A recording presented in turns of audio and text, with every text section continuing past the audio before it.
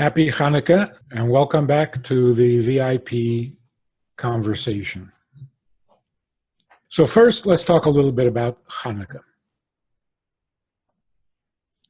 The problem and the threat, the danger in the days of Chanukah was not annihilation. The Greeks did not want to annihilate Jews.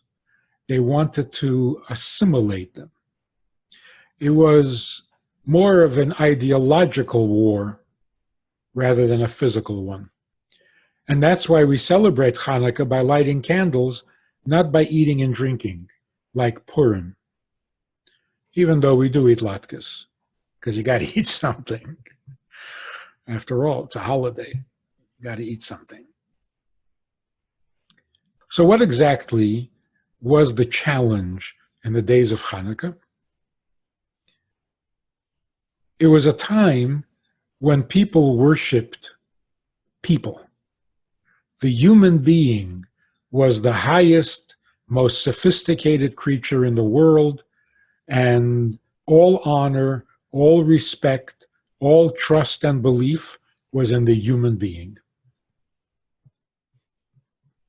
When it came to Judaism, the Greeks were strongly opposed to any suggestion that human beings are not at the top of the heap and that there is something higher than the human being to which the human being should submit his will, his opinion. They found that offensive. As a result, they had no problem with Jews keeping mitzvahs, as long as the mitzvahs enhanced the human condition. They had no problem with religion, as long as the religion was beneficial to human beings. So if it was rational, if it was functional, if it was helpful in any way, even spiritually, they were okay with that.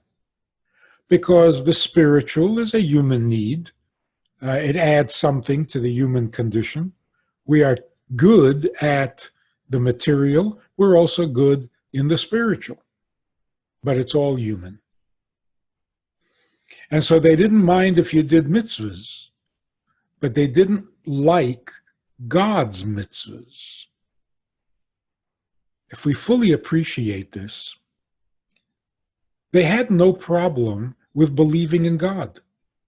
That was not their problem. It was not the existence of God. It was the role that God played in our lives.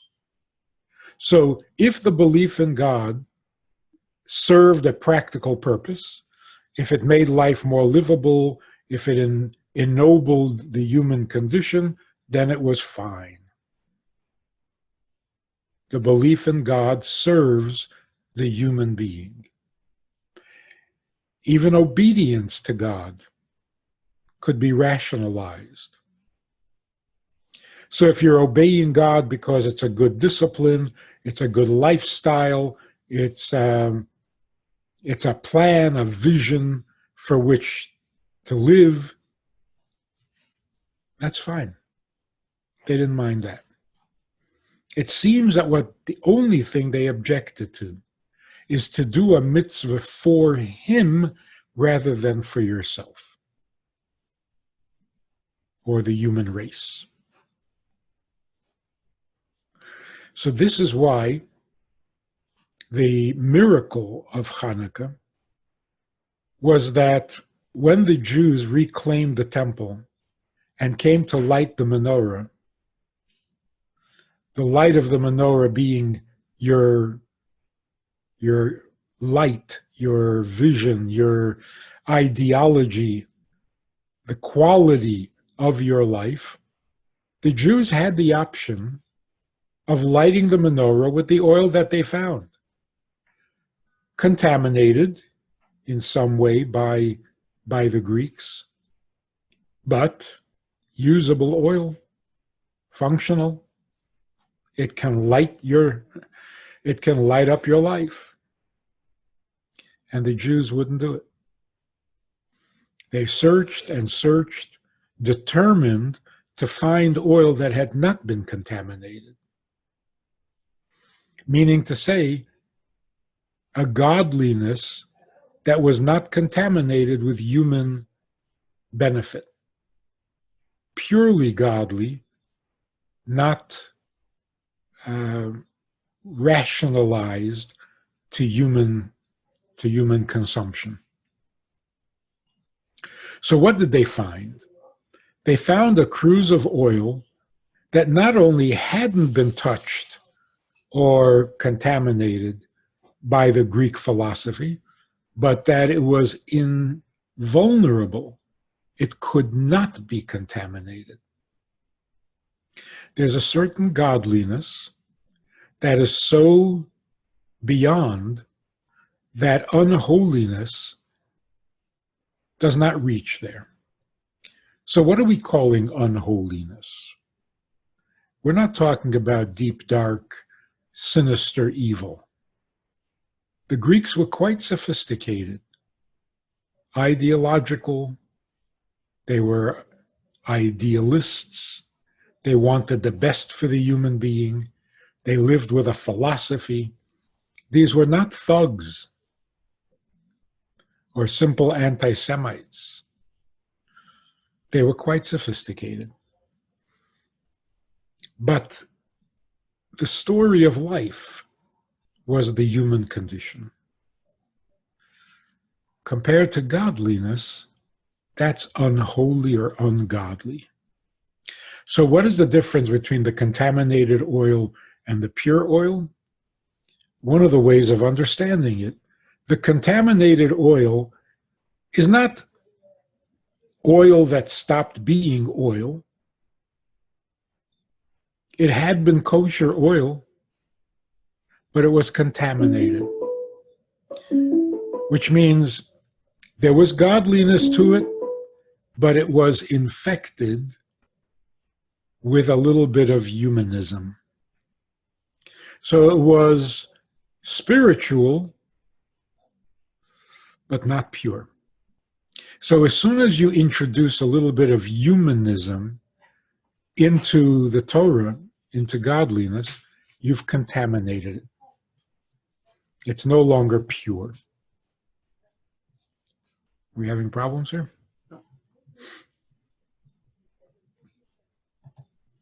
For example,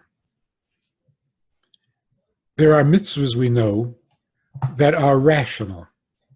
They're called mishpatim. They have rational, practical, pragmatic reason, function.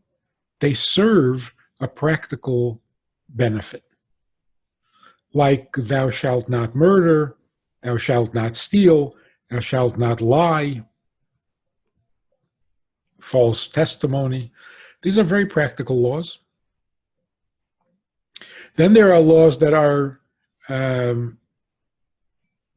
testimonials. We celebrate Pesach to testify that we came out of Egypt. We celebrate Shabbos to testify God created the world in 6 days. They remind us, they keep us aware of something significant. We can appreciate the value of that. But look at what happens.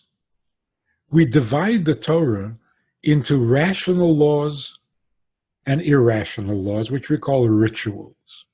Separating meat and milk, there's no human benefit to that. Not wearing a garment of wool and linen, no benefit to that.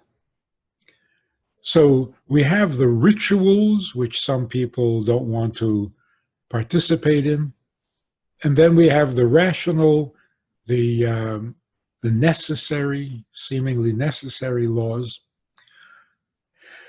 So we have a human side and we have a divine side of the Torah. That's not pure. Pure Torah, pure godliness would mean that these laws that make a lot of sense, that are fully rational and serve a practical purpose, like thou shalt not murder, The ultimate reason that that is a mitzvah and that it is an obligation on the human being is because that's what God prefers. It's God's law. These are 10 commandments given by God. And we can't divide the commandments into things that are divine and then things that are ours. We do them because we think they're a good idea. So it goes something like this. All commandments are divine. After all, God created the world, and in his interest, it is his interest that we separate meat and milk and that we not kill anybody. That's his interest. It means much more to him than it means to us. So there are some commandments of his that we can find a rational side, we can find a human benefit. But it's not the human benefit that is the compelling reason. So in a sense, even the rational commandments should be performed as if they were irrational. Meaning, even when God does something that benefits us, we do it only because it benefits him. It's his world, his Torah, his commandment, his way. If one of the commandments that are his way also appeal to the human being and also benefit the human being, that's a perk. That's not what makes it a commandment. In fact, the Rambam says in his book of laws, what constitutes a righteous Gentile? We know that there are 7 Noahide laws, which, by the way, 6 of them, 6 commandments, were given to Noah. And then a 7th was added after the flood. Those first 6 already existed from the time of Adam and Eve. We know that Adam's children, Cain and Abel, didn't get along so well, and Cain killed Abel. And God held him responsible and punished him for it, which tells us that the commandment not to murder had already been given. And so we see that there were commandments that existed before Noah. 6 commandments. Not to worship idols, not to be blasphemous, not to commit adultery, not to steal, and to have courts of law. What did I miss here? Not to murder, not to steal, not to commit adultery, and to have courts of law. When, after the flood, God gave permission for the first time to eat meat, to eat animal, he also gave the commandment not to be cruel to the animal. So now we have 7 Noahide laws. People who keep, any human being who keeps the 7 Noahide laws is a good person in God's eyes. What makes a person a righteous Gentile? Not the keeping of the 7 mitzvahs alone, but the keeping of those mitzvahs in response to God's commandment. So a person who doesn't murder because murder doesn't make sense to him, it offends him. He doesn't lie because it offends him, and so on. That's a good person, not a godly person. What makes one godly? If the reason, the motivation, the inspiration to keep even these rational laws is because God asks, because God commands, because this is God's interest in his creation, that makes you a righteous Gentile. So what were the Greeks missing? That righteousness. They were good people, and they intended to be good people. But they rejected and objected if you went beyond that. They considered it an insult to the human dignity. Something greater than me. I should do it because God says and not because I think. Ungodly. So that's why the Jews, in response to this, would refuse to use oil that was ordinary, usable, functional, real oil, just not godly. They kept looking until they found that cruse of oil. Now, part of the miracle, aside from the little bit of oil, the small amount of oil lasting for 8 days, aside from that, part of the miracle was the finding of that cruse. In other words, we were the miracle. The refusal to use ordinary oil and the insistence on finding the pure oil, that's a miracle.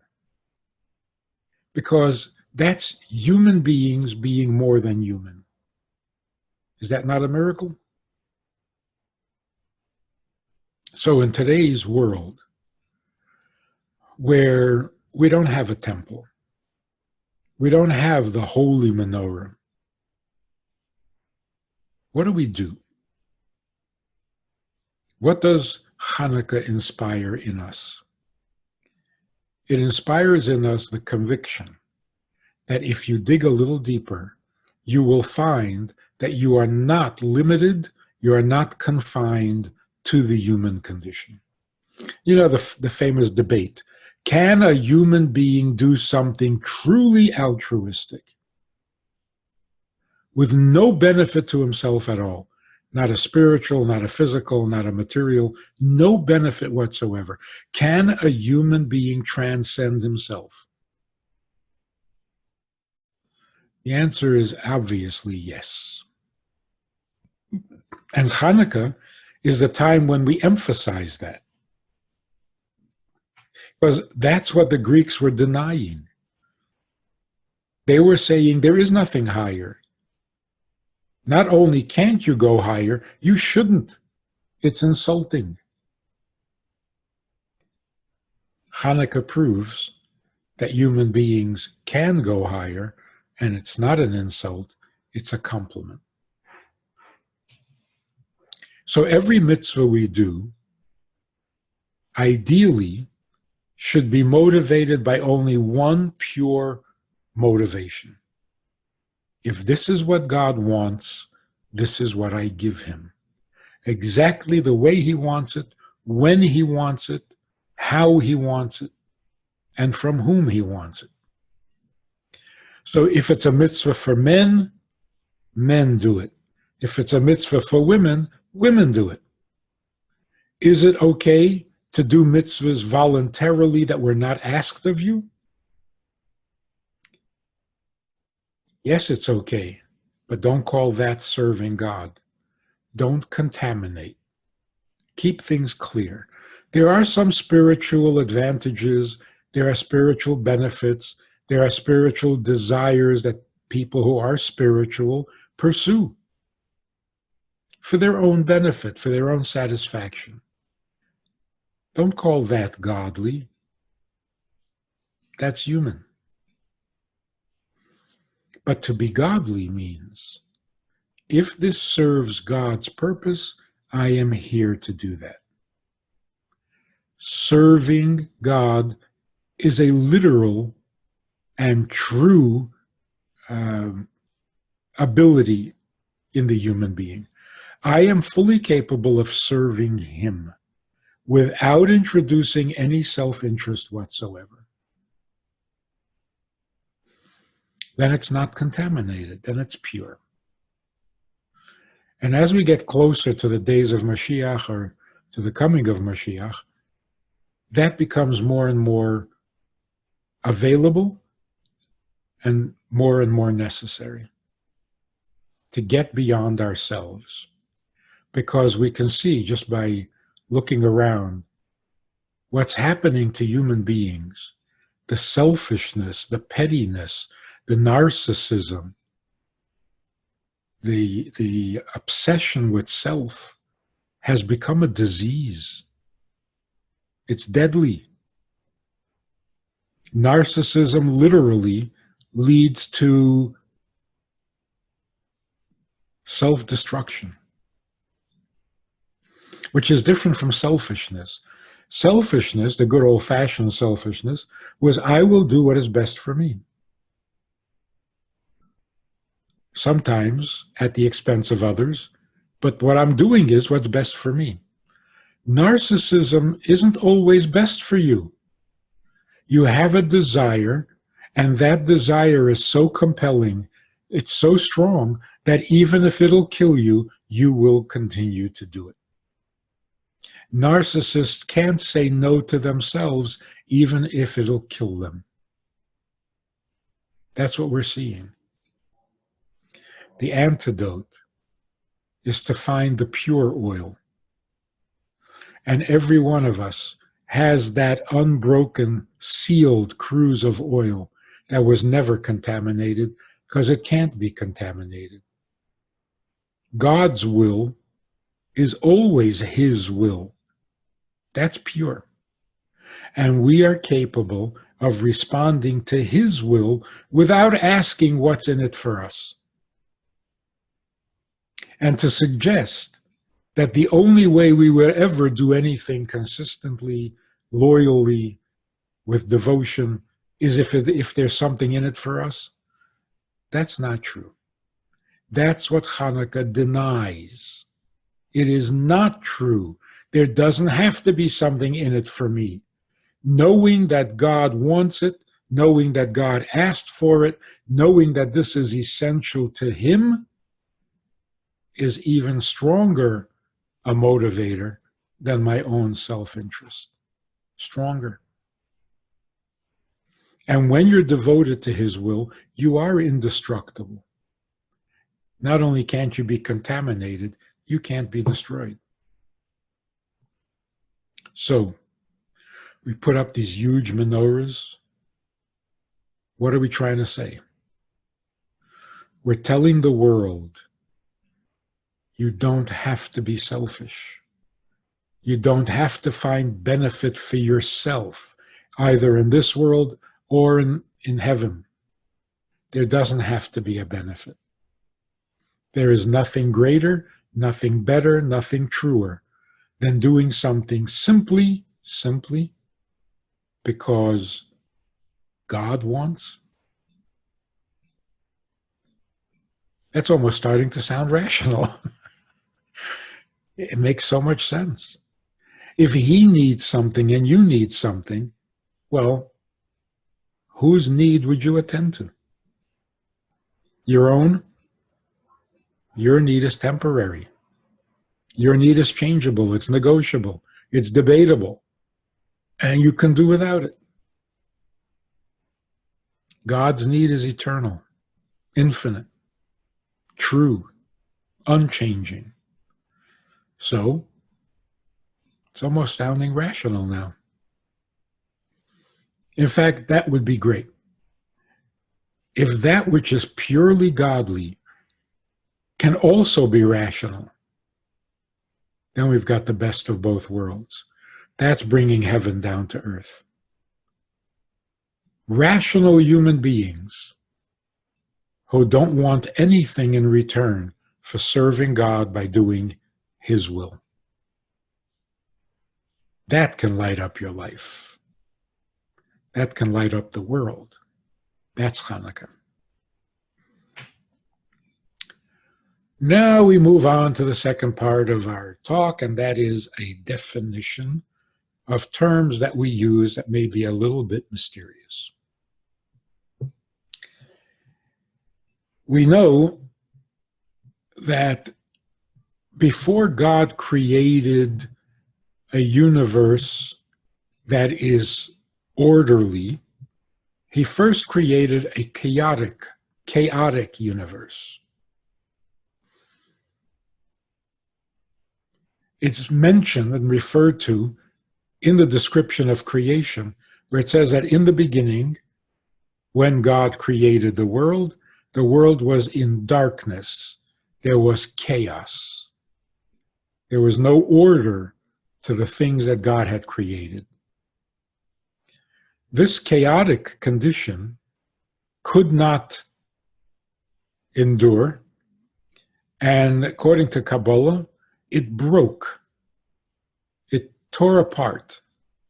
And in the breaking, sparks of holiness and sparks of godliness fell into unholy conditions. Then God ordered the universe, first by saying, "Let there be light," by putting the sun and the moon and the stars in their orbits and in their place and their function. He sorted things out until they were orderly, no longer chaotic. If you've ever heard that there were other worlds God created and then destroyed them until he finally created our world, this is what they're really talking about. He didn't create the world and destroy it. He created a world that couldn't last. It destroyed itself. It imploded. And as a result, fragments of that world or sparks of that world fell into unholy conditions.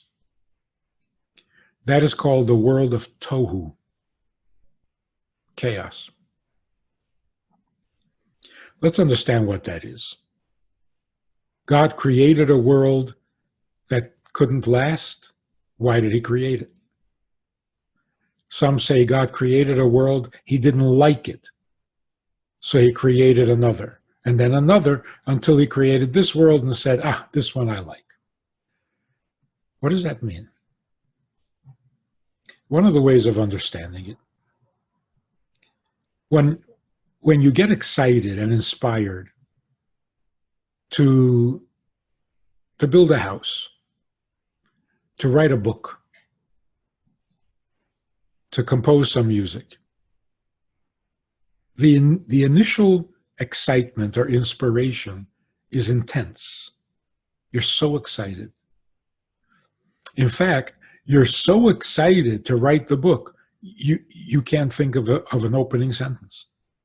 You can't start because the excitement overwhelms the activity. Your hand won't write. Your mind won't think. You cannot put together a sentence because you're so excited. You can't begin the construction. You can't begin writing the song.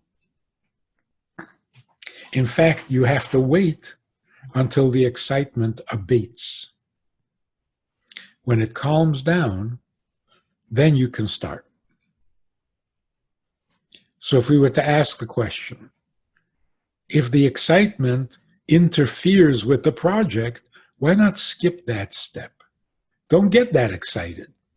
It's not good. It doesn't let you write. It doesn't let you compose. It doesn't let you build. Even in a human relationship, you're really so excited, you're so madly in love with that other person, you can't do anything right. You got to let it calm down. So the obvious answer would be the intensity of that inspiration or of that excitement is what motivates the success or the brilliance of the product you're going to produce. If you didn't start off with that intense excitement and that intense inspiration, your product would be uninspired. So here's what happens. You start off with great excitement. such excitement that overwhelms the performance itself, and you have to wait for it to calm down. In that excitement, there's an implosion. Right? It blows your fuses.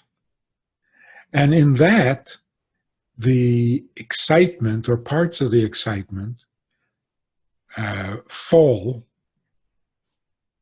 so to speak, into the lowest parts of the project itself. Like, for example, when you start to write a song, the inspiration and the excitement is overwhelming. Then it calms down, you compose the song, and when the song is done, the excitement and the inspiration is once again really intense, which means that the original intensity now shows up again in the finished product. So you have a circle. You start off with the intense excitement, you calm down, you produce the product, and then you're back full circle to the original excitement. Only now that excitement includes the product, doesn't prevent the product. That's why we're saying God created the world. The excitement was really intense. So the sparks of that excitement fell, meaning you won't see it again until the product is finished. When Mashiach comes and the world is perfected, the way God saw it, the vision that he had when he was first motivated to create the world, that initial excitement will show up again, only this time in an orderly fashion, not overwhelming the behavior, but a result of the behavior. Medrash says that light, that intensity that God had at the beginning, that was too much. He put it away. He tucked it away for the time of Mashiach. So now we have a clear picture. When does that pleasure come back? When the lowest parts of the universe, the final finishing touches of the material world becomes godly, then that initial excitement returns, because that's where it fell. It fell to the end of the product. So a person is building a home. He's very excited at the beginning. He gets caught up in the project. The excitement goes to the back burner. Now he's busy with the doors and the windows and the flooring and the decorating, and then it's done. That's when that excitement is experienced again. So what do we mean by a world of chaos? A world of chaos means that initial intense excitement that started the whole thing. So it is a great godliness, a higher godliness than the product can contain. And so the excitement has to be moved to the back, allowing the production to proceed. And then at the end of the production, that pleasure is back again. So with the coming of Mashiach, we will have the intensity of the chaos in the orderly universe that has been perfected. And that's the idea of connecting the beginning with the end. That's called a circle. By the way, that's why the earth is round. And that's why the universe is round. Because the process of creation is the formation of a circle. The starting point is also the end point. So now we've got that figured out. Okay, where are the questions? Let's see here. Q&A.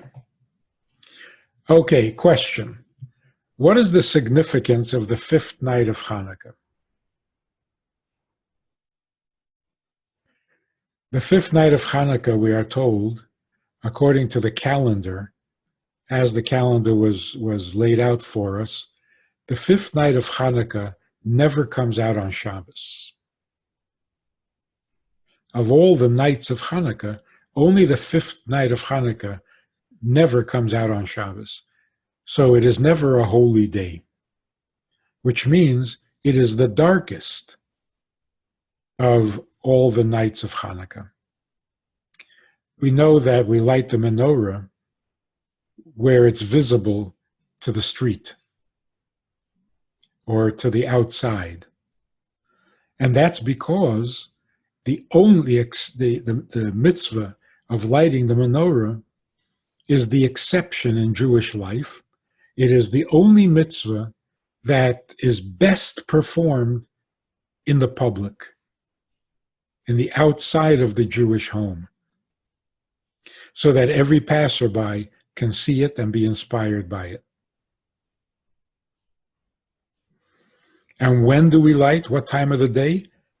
After dark. Of course, that's when you can see it, when it's most visible.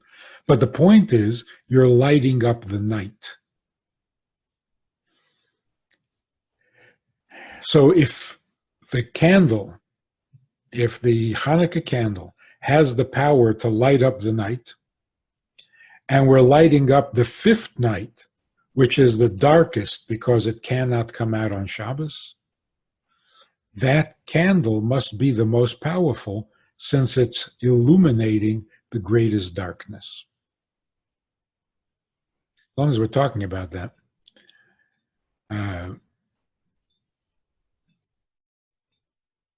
What does it mean to illuminate the darkness?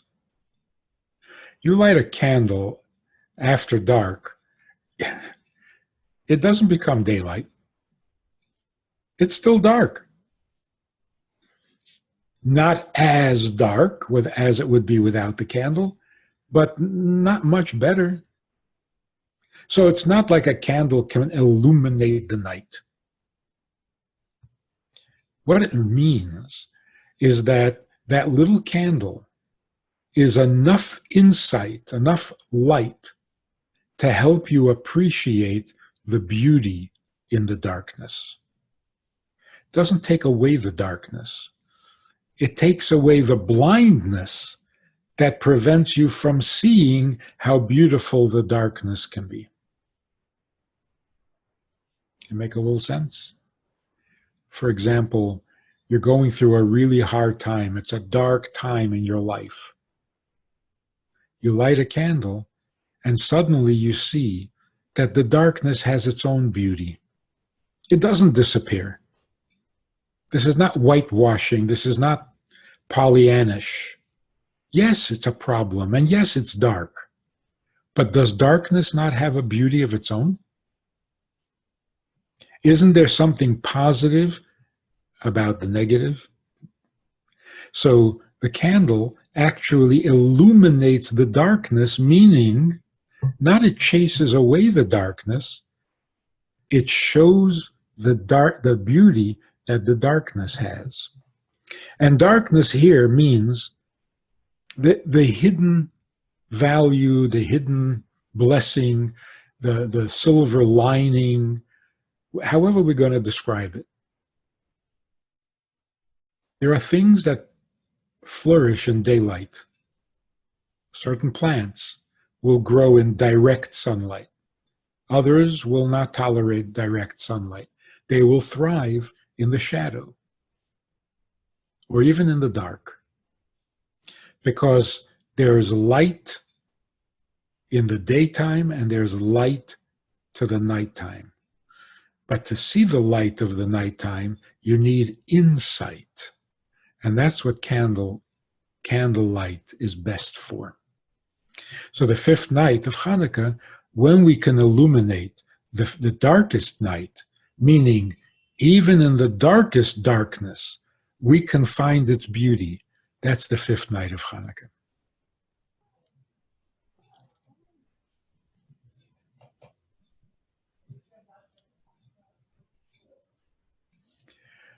We have a comment rather than a question. Every mitzvah is really a chok. We were talking about the rational mitzvahs and the irrational mitzvahs, or super rational mitzvahs. Every mitzvah is really super rational. Like, for example, honor your father and mother. Oh, it makes a lot of sense. You want to be in the will? Honor your father and mother. It makes a lot of sense. They gave you life. They devoted their lives to raising you, protecting you, and so on and so forth, even if they didn't do a perfect job, but they certainly deserve your honor. Rational, sensible. But it's one of the 10 Commandments. In other words, God says, I need you to do this. What's God's investment? Why is God interested in seeing human beings honor their parents? Super rational. God says, eat matzah on Pesach. Why? Rational reason. If you eat matzah on Pesach, you will remember that you were slaves in Egypt and God took you out. Okay? Why does God need us to remember that? So even the reasonable reason is mysterious. So God says, I need you to do this. It's best for you. Well, if it's best for me, why do you need me to do this? So God's investment is always mysterious, or it's always Him. So we do the mitzvah for Him because of His interest.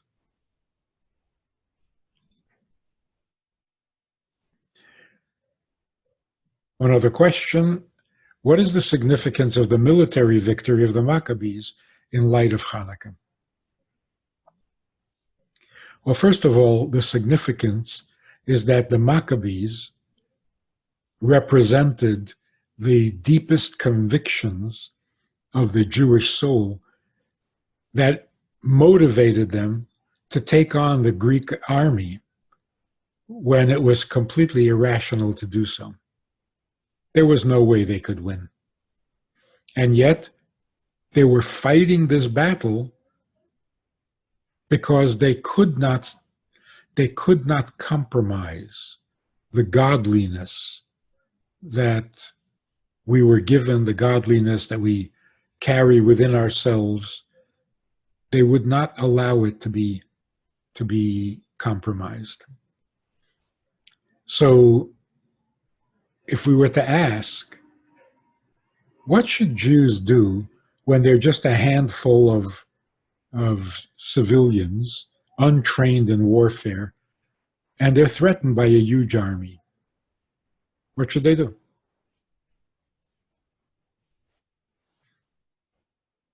It depends. Is the army threatening annihilation, or is the army threatening assimilation? If they're threatening annihilation, you do whatever needs to be done to survive. Sometimes surrender is the best tool. Don't fight an enemy you can't beat. Don't fight a battle you can't win.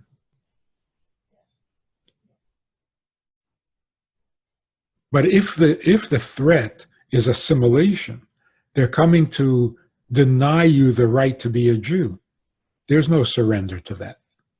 In ideological battles, darkness over light, evil over goodness, there's no quarter. You don't give an inch. That's the Jewish way. So the miracle of the military victory is not only the fact that they won, but that the fact that they would even go to fight. Final question.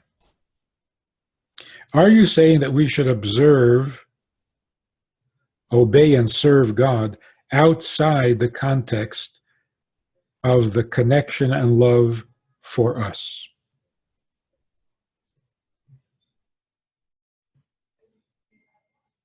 Yeah, I guess I'm saying that.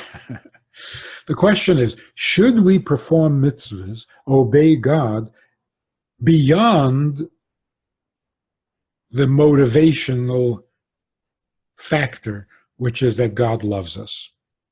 In other words, should we do mitzvahs in response to his love and thereby do the mitzvah out of love, a reciprocal love?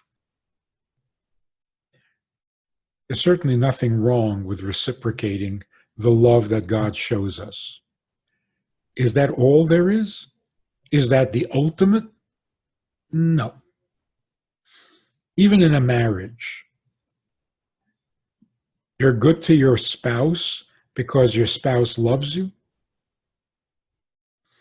And on the day that your spouse doesn't love you,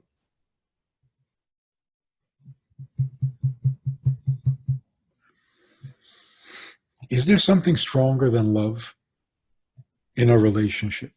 Is there a greater motivation than love? Actually, there is. It's what motivates the love.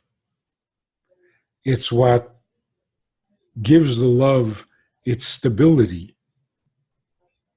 Because the way love works in almost all circumstances, love does not create a relationship.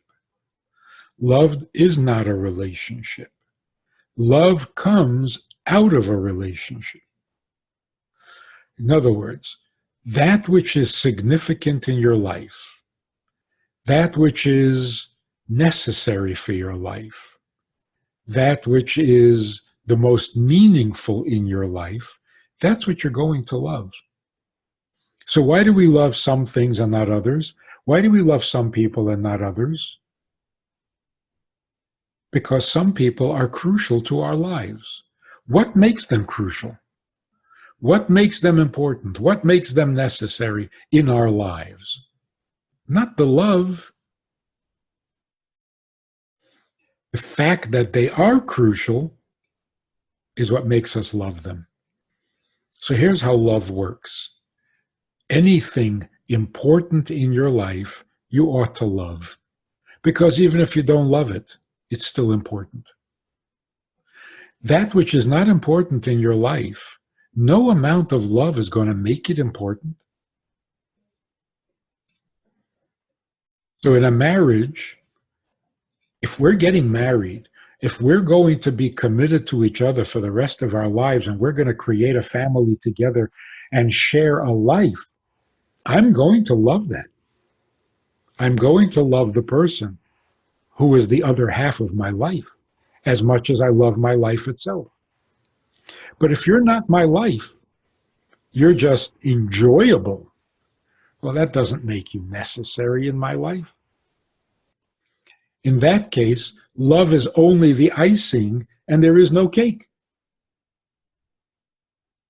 So what makes the relationship is the significance, the importance, the role, the indispensability.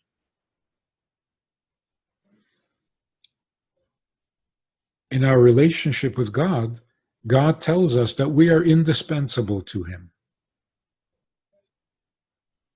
As a result, he loves us. But then there are times when our behavior is so bad that he hates us, which is a compliment in itself. It means that God pays attention, that God responds and reacts to us. We are real to him, not a plaything. So there are times when he loves us, there are times when he hates us.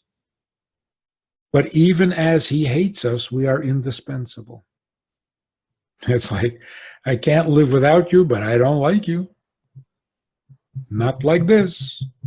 So there's something stronger, more permanent, indestructible than love.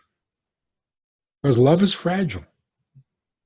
Love is the icing, but you need a cake. Love is the sizzle, but you need a steak. So, comforting thought is that we are indispensable to God. The love is the perk. Same is true with husband, wife, children. Children are indispensable. They're not there because you love them. You love them because they're there, because they're yours. You love your spouse because it's your spouse. It's not the love that makes you married. That's a very important. Like, no mother would say to her children, if you don't love me, that's okay. You're not the only children in the world. If I can't get love from you, I'll get love from the neighbor's children. No mother would ever say that because no mother is looking for love from her children. That's juvenile. You're an adult, you don't need love from a child. But you do need your child's love. Not love from your child, but your child's love. Your child's love you can't get from somebody else, somebody else's children. Your child's love is significant, not because it's love, but because it's your child. And because it's your child, the love is important, the time is important, the respect is important. Everything about your child is important because it's your child. The love is the result. It doesn't create your child. You don't need love from your spouse. You need your spouse's love. And that's what God says to us. You are my people. Now I need you to love me. Otherwise, I don't need love. I'm God. I'm not underloved. I don't need love in the generic. I need your love because I need every part of you, because you are my people. That's powerful, and it's true. So until next week, have a happy Chanukah, enjoy the latkes, enjoy the dreidels, enjoy the candlelight, be inspired by the incredible history that we have experienced, that we have inherited, that we represent to the world, and know that in the end, we will light up the world with a purely godly light with no selfishness involved. Happy Chanukah.